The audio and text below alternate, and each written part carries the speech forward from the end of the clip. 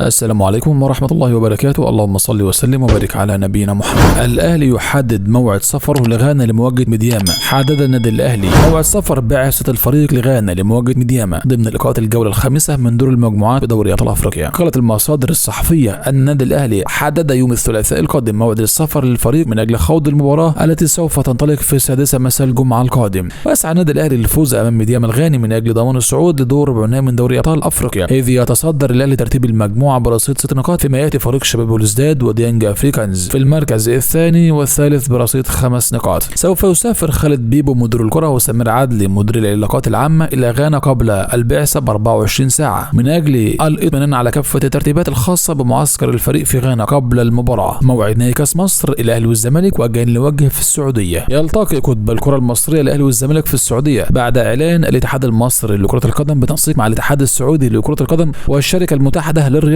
تلبية دعوة المملكة العربية السعودية لاستضافة مباراة نهائي كاس مصر موسم 2023-2022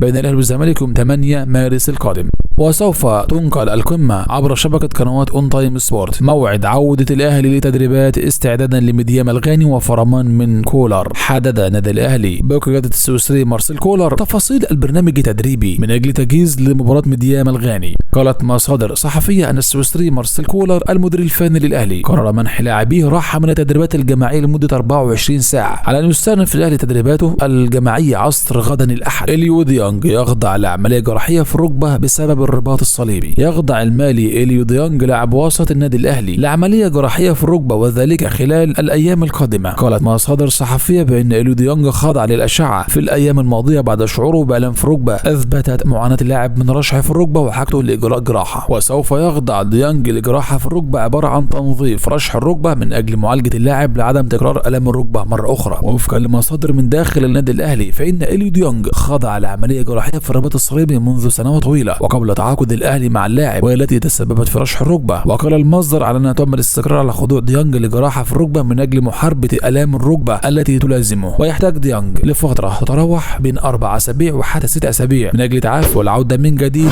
لتدريبات النادي الأهلي. في الختام ما تنسوش تعملوا لايك للفيديو، وكمان الأهم من اللايك ده الدعاء لأهلنا في غزة. اللهم اهلك عدوهم وانصرهم يا رب العالمين واشف مرضاهم وارحم شهداءهم، اللهم امين. السلام عليكم ورحمة الله وبركاته.